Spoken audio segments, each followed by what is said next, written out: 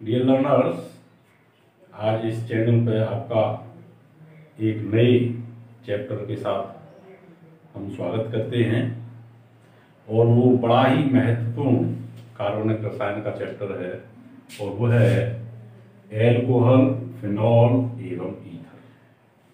Alcohol, phenol एवं ether.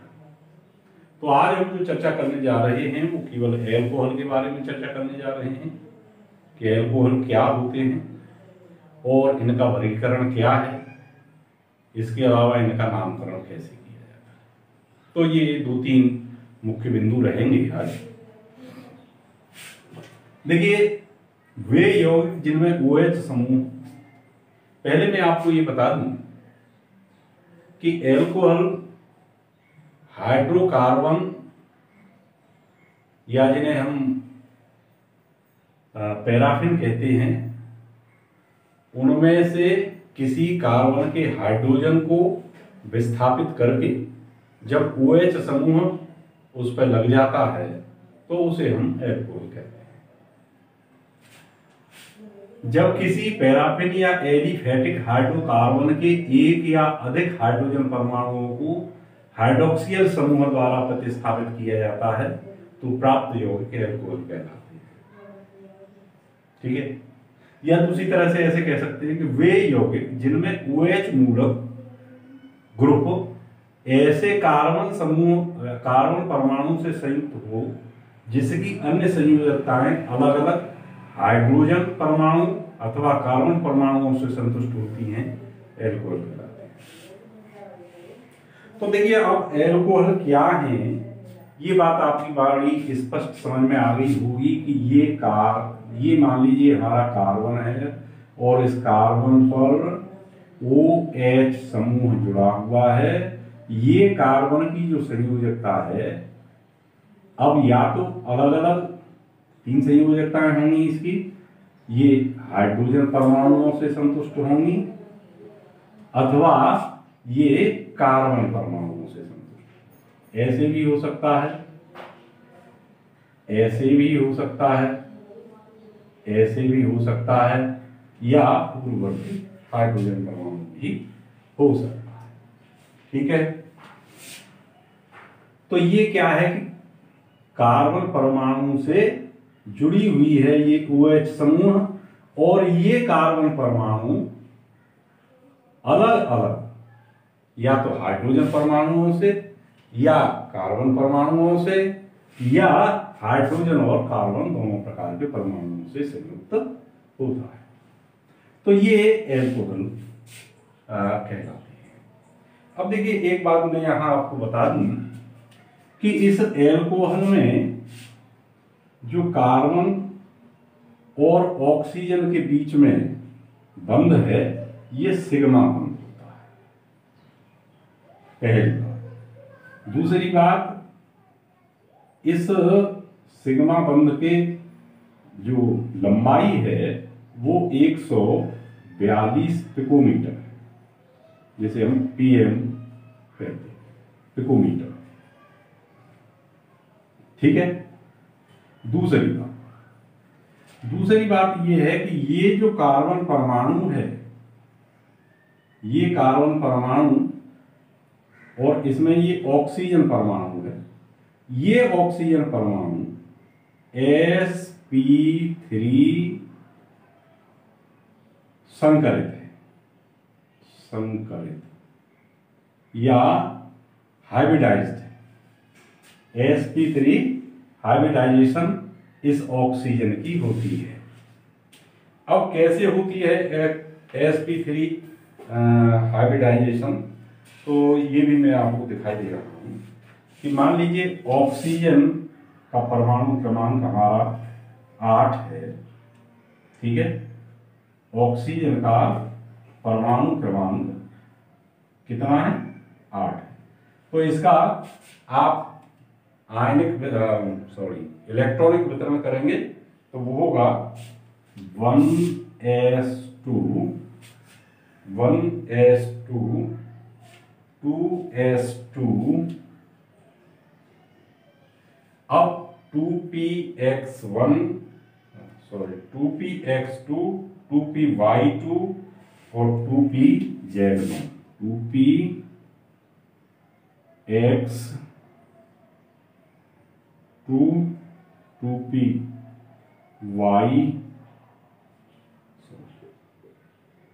2py2 और 2pz1 sorry यहां नहीं, इस तरह से इसका ये होता है, ठीक है। लेकिन जब इसकी हाइब्रिडाइजेशन होती है तो देखिए इस तरह से इस पे सॉरी ये आप देखिए ये इसका sp-df वितरण है 1s2 2s2 2p2 2px2 और 2py2, या इसे हम ऐसे दिखाते हैं, ये हमारा p वाला है p, अब ये x y z है, ये x है, ये y है, ये z है, तो इसमें पहले एक इलेक्ट्रॉन और फिर इसमें होगा, ये हमारा 2s वाला है और ये हमारा 1s वाला है, ठीक है। ये 1s है, ये 2s है, ये 2p है, या नीचे लिख लीजिए 2p। तो ये हमारी संरचना है इसकी, ठीक है। तो इसमें क्या है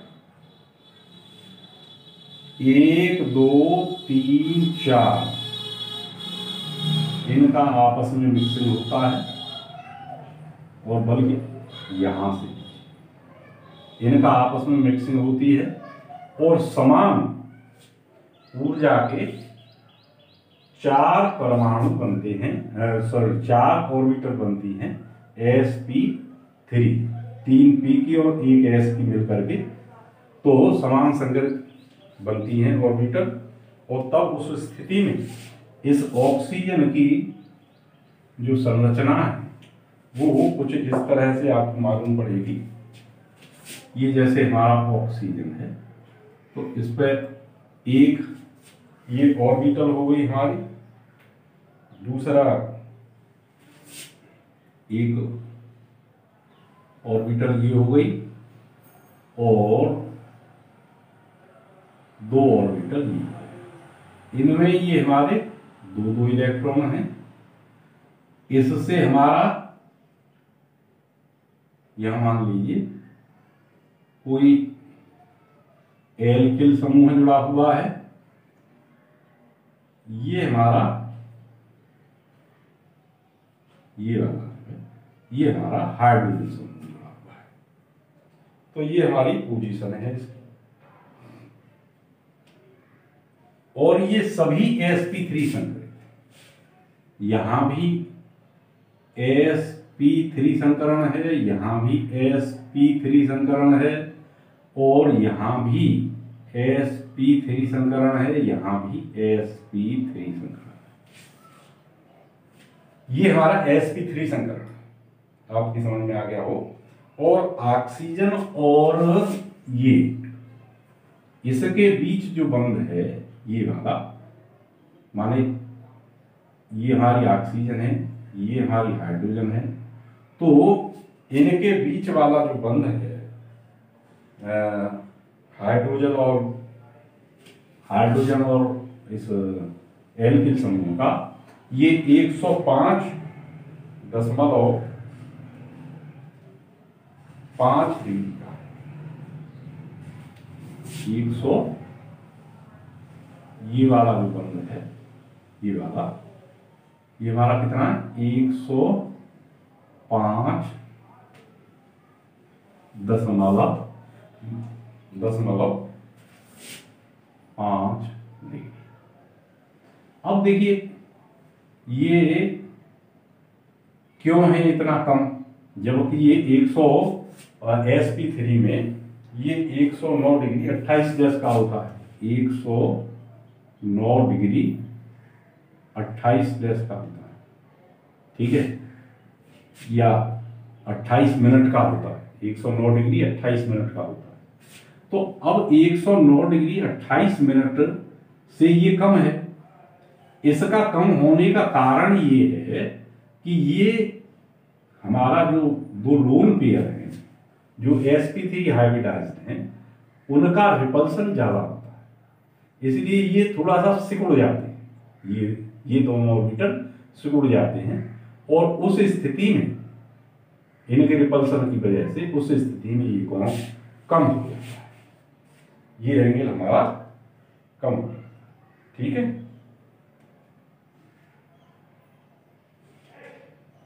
तो ये बात मेरे ख्याल से आपकी समझ में आ गई। अब यहां पर फिर हम ऑक्सीजन और हाइड्रोजन के बारे में आप देख लीजिए, ऑक्सीजन और हाइड्रोजन के बारे में देखिए। ऑक्सीजन और हाइड्रोजन का जो बंध है ये 96 पिकोमीटर का है, ठीक है, और इनके बीच में जो एंगल है ऑक्सीजन वाला और हाइड्रोजन, माने ये कार्बन वाला और ये जो एंगल है ये 108.9 डिग्री का है, समझ में आ गया। तो इस तरह से ये हमारी इसकी OH समूह की या एल्कोहल की संरचना है। ठीक है, अब हम आगे चलते हैं।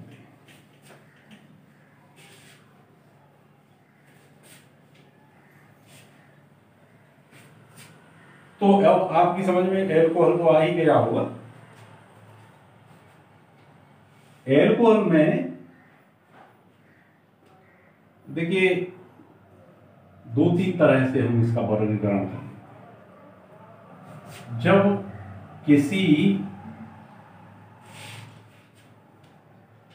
किसी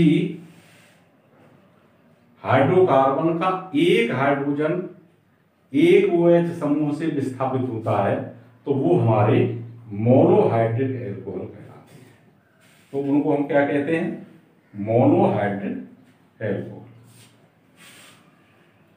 जैसे CH3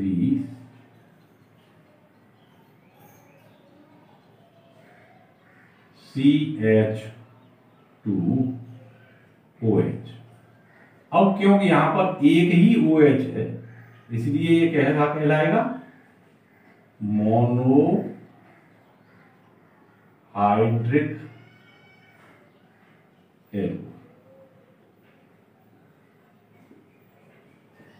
यदि इसमें 2 OH समूह हों तो ये कहलाएगा डाइहाइड्रिक।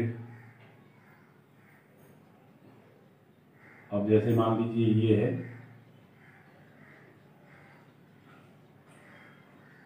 तो ये कैसा कहलाएगा? डाइहाइड्रिक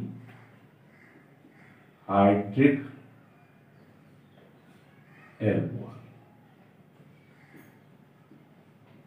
ठीक है, ये हम वर्गीकरण कर रहे हैं इसको OH समूह के आधार पर, एल्कोहलों का वर्गीकरण।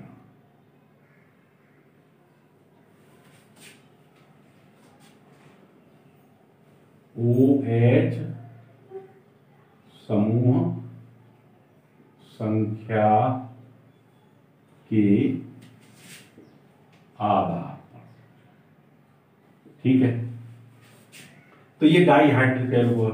जब एक OH समूह हो तो मोनोहाइड्रिक एल्कोहल, 2 H समूह हो तो डाइहाइड्रिक एल्कोहल, और 3 OH समूह हो तो ट्राइहाइड्रिक एल्कोहल। देखिए 3 OH वाला देख लीजिए, CH2OH, CHOH, CH2OH। वैसे तो साधारणतः इसको ग्लिसरॉल कहते हैं, लेकिन वर्गीकरण के आधार पर देखो तो 3 OH समूह हैं इसलिए इसको हम कहेंगे ट्राइहाइड्रिक एल्कोहल। ठीक है, ट्राइहाइड्रिक एल्कोहल। इसके अलावा यदि इसमें 4 समूह हों तो हम उसको देखिए, अब एक बात समझ लीजिए, एक समूह हो तो मोनोहाइड्रिक एल्कोहल, दो समूह हो तो डाईहाइड्रिक एल्कोहल, तीन समूह हो तो ट्राईहाइड्रिक एल्कोहल, और इससे ज्यादा समूह हो तो उसको हम पॉलीहाइड्रिक एल्कोहल कह देते हैं। अब जैसे ये इसका साधारण नाम है ग्लिसरॉल।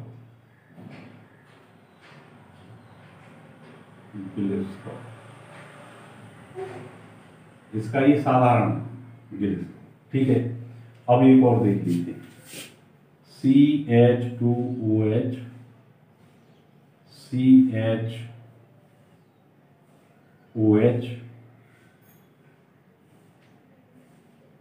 CH2OH। अब देखिए यहाँ क्या है कि 4 OH ये हो गए, 5 और 6, इसमें 6 OH हो गए, तो ये क्या हो गया हमारा पॉलीहाइड्रिक एल्कोहल, पॉलीहाइड्रिक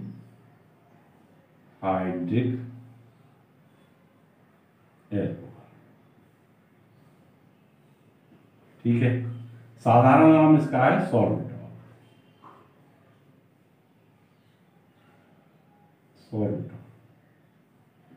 इसका साधारण नाम है, लेकिन इसको क्या कहते हैं, पॉलीहाइड्रिक एल्कोहल कहते हैं। तो ये हमारा जो वर्गीकरण है, ये वर्गीकरण हमारा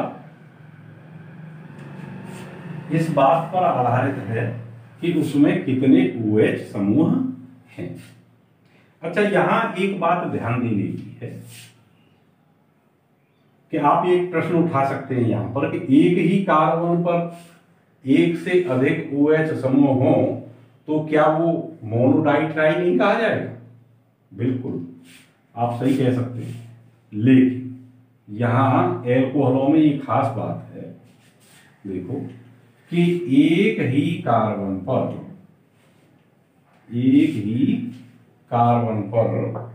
दो OH समूह, एक ही कार्बन पर दो OH समूह हों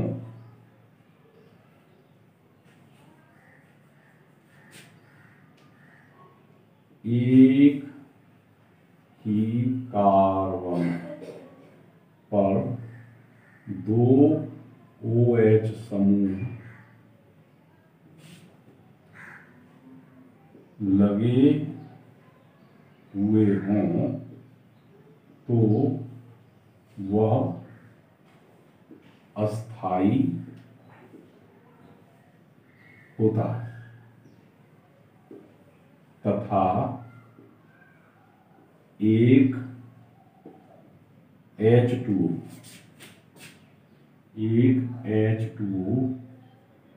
अणु निकालकर स्थायी यौगिक बनाता है। ठीक है, तो ये बात आपकी समझ में आ गई। अब जैसे मान लीजिए एक कार्बन पर संभावना कितनी है कि एक कार्बन जो है, एक तो कार्बन से जुड़ेगा, अब इसकी 3 संयोजकताएं हैं, तो या तो इस पर 3 OH समूह हो सकते हैं या 2। अब जैसे कार्बन है, और कार्बन की एक स्थिति ये भी संभावना है कि इसके केवल 2 OH हों, तो ये तो संभावना है। अब देखिए जब 3 OH होंगे तब यहां से एक अणु निकल जाएगा, ठीक है, और तब इस जो समूह की स्थिति होगी वो इस तरह से होगी, ठीक है। तो ये क्या होगा, ये हमारा कार्बोक्सिलिक अम्ल होगा,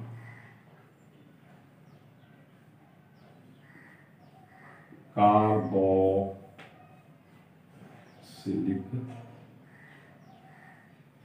अम्ल समूह में बदल जाएगा, ठीक है। और यदि इस पर 2 कार्बन हो, 2 OH हो, तो फिर ये स्थिति इस तरह की बनेगी कि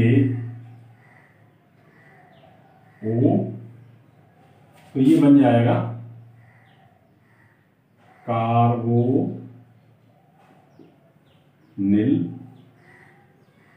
समूह। और ये कार्बोनिल समूह किस में पाया जाता है? नंबर 1 एल्डिहाइड में,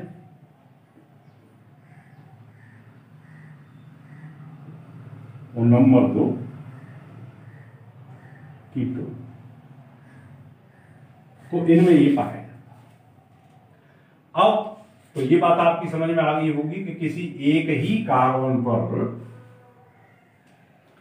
2 OH समूह स्थायी नहीं, लेकिन इसका एक अपवाद भी मैं आपको बता ही देता हूं कि हाइड्रोक्सी क्लोरल जो है वो स्थायी है, जिस पर एक ही कार्बन पर 2 OH समूह जुड़े हुए। चलो मैं यहां बना लू क्लोरल। देखिए CCl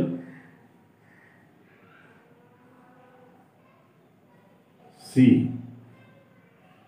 अब यहां पर जो कार्बन है इससे 2 OH जुड़े हुए हैं, एक इस पर हाइड्रोजन। ठीक है, तो यहां क्या है? ये हमारा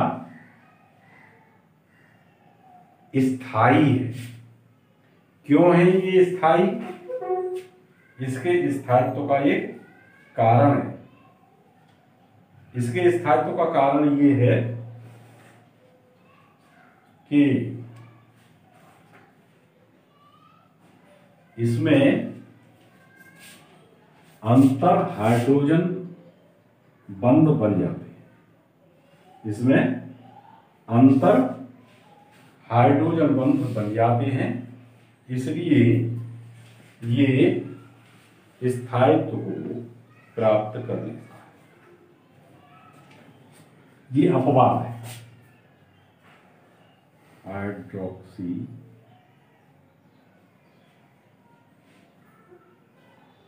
क्लोरल किसका? ये अपवाद में आता है हाइड्रोक्सी क्लोरल। समझ गए? तो ये हमारी वर्गीकरण हुआ OH समूह के आधार पर। अब आपकी बात समझ में आ गई होगी कि OH समूह जितने उपस्थित हों उसके आधार पर हम उसको कह देते हैं। और यदि उसमें एक पर 2 OH समूह उपस्थित हैं कार्बन पर तो वो अस्थायी हो जाता है। तो इस तरह से ये हमारा OH समूह के आधार पर वर्गीकरण हुआ। अब हम देखते हैं कि कार्बन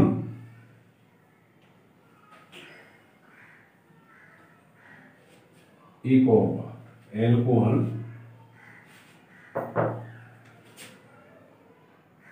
का वर्गीकरण जब OH समूह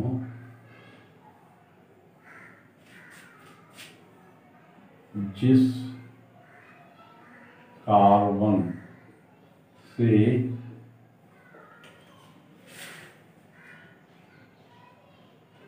संयुक्त है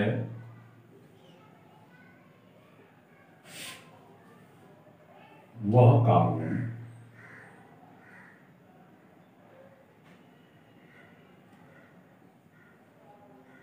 कितने हाइड्रोजन या कार्बन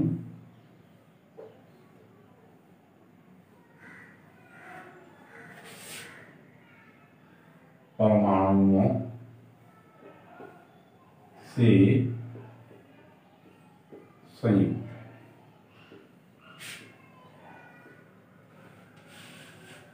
भाई OH समूह जिस कार्बन से जुड़ा है वो कार्बन कितने हाइड्रोजन या कार्बन परमाणुओं से संयुक्त है, इस आधार पर हम इसको 3 तरह से बांट सकते हैं।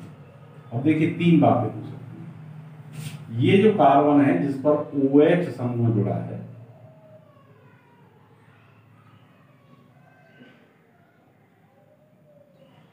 ये OH समूह हमारा जुड़ा हुआ है इस कार्बन। अब इस कार्बन की पोजीशन ये हो सकती है कि ये कार्बन इधर किसी एक कार्बन से जुड़ा है और उस पर 2 हाइड्रोजन है, या इस पर 2 कार्बन है और 1 हाइड्रोजन है, या इस पर 3 कार्बन है और 1 भी हाइड्रोजन नहीं। ठीक है, माने ये कार्बन यदि केवल एक कार्बन से संयुक्त है तब इसको हम कहेंगे प्राथमिक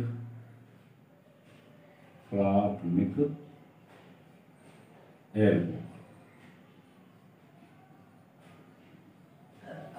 और यदि ये केवल एक हाइड्रोजन रखता है, 2 कार्बन से जुड़ा हुआ है, तो हम इसको कहेंगे द्वितीयक एल्कोहल। ठीक है, और यदि ये 3 कार्बन से जुड़ा है तो इसे हम कहेंगे तृतीयक एल्कोहल। ठीक है, माने इसको हम कहेंगे प्राइमरी एल्कोहल, सेकेंडरी एल्कोहल और tertiary. Primary alcohol, secondary alcohol और टर्सरी। इस तरह से हम इसको 2 भागों में बांट। ठीक है, अब वो ये तो हुआ कि ये कार्बन किस तरह से संयुक्त है। अब देखते हैं कि इस कार्बन की संतृप्तता और असंतृप्तता के आधार पर हम देख लेते हैं इसको। तो संतृप्तता के आधार पर ये तो सभी ग्रुप इधर जुड़े हुए हैं, ये संतृप्त हुए। लेकिन यदि मैं इसे मिटाई दे रहा हूं इसको बताने के लिए, देख लिया होगा आपने, छोड़ो मिटा दूंगा। तो अब हम एक तीसरे आधार पर और देखते हैं कि इससे जो जुड़े हुए समूह हैं वो किस तरह के जुड़े हुए समूह हैं, तो उनको हम क्या कहते हैं, ये भी हम देखेंगे यहां। अब ये तीसरा आधार हो गया। अब देखिए नंबर 1,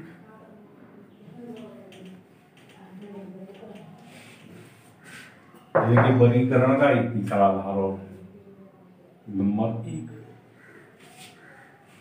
इन्हें हम कहते हैं एलाइलिक एल्कोहल। एलाइलिक एल्कोहल, ये एलाइलिक एल्कोहल कौन से होते हैं? एलाइलिक एल्कोहल कि जिस कार्बन परमाणु से जो कार्बन परमाणु जुड़ा हुआ है, जिस, अब जैसे मान लीजिए ये हमारा कार्बन है, इससे ये OH समूह में जुड़ा हुआ है और इससे ये कार्बन जुड़ा हुआ है, इस पर ये हाइड्रोजन मौजूद है, ये हाइड्रोजन से जुड़ा हुआ है।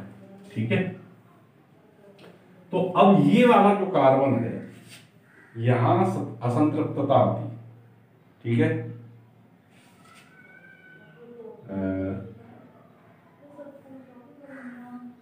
मान लीजिए इस तरह का ये बंध आ जाता है।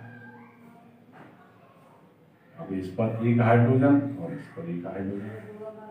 ठीक है, तो ये जो बंध इस तरह से पैदा होता है इनको हम कहते हैं एलाइलिक एल्कोहल।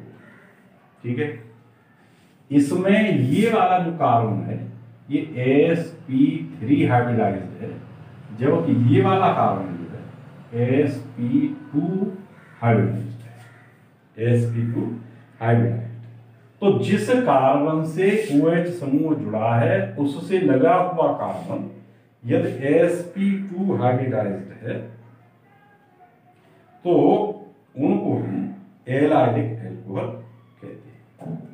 ठीक है, उनको हम एराइलिक एल्कोहल कहते हैं। जिस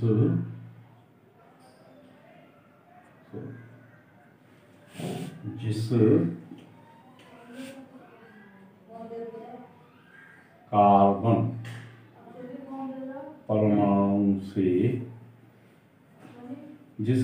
परमाणु से OH समूह जुड़ा हुआ है, उस कार्बन से संयुक्त कार्बन यदि sp2 संकरित तो उन एल्कोहल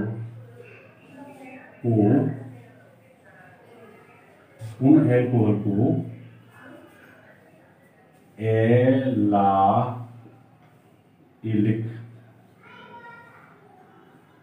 एल्कोहल कहते हैं। ठीक है, जिस कार्बन से OH समूह जुड़ा है, उस कार्बन से जुड़ा हुआ कार्बन यदि sp2 संकरित है तो उनको हम एलाइलिक एल्कोहल कहते हैं। अब दूसरा है हमारा विनाइलिक एल्कोहल।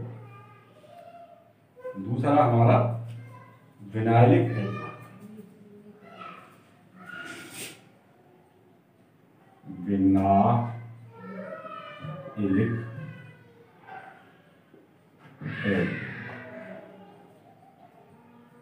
ठीक।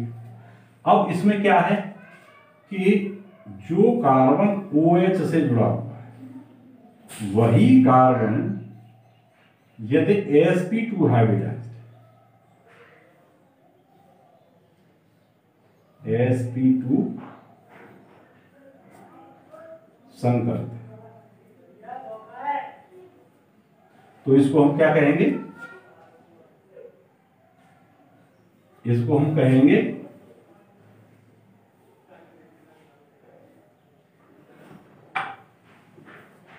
कहेंगे विनाइलिक एल्कोहल। तो विनाइलिक एल्कोहल कौन से होते हैं?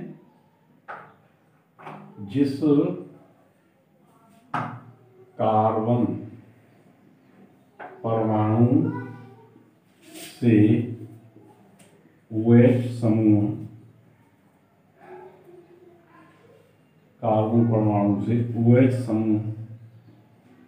जुड़ा है, वह कार्बन परमाणु sp2 संकरित हाइब्रिडाइज्ड, संकरित का मतलब हाइब्रिडाइज्ड, संकरित हो तो उसे विनाइलिक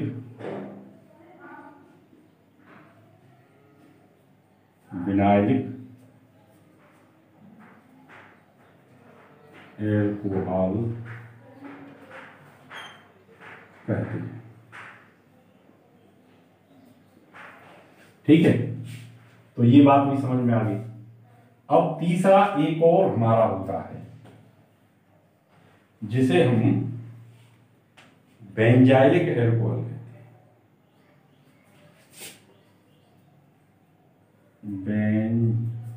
बेंजाइलिक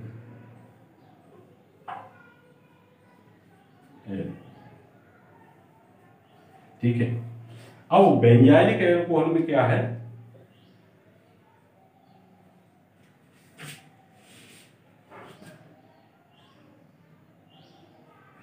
जैसे मान लीजिए ये हमारी एक बेंजीन है,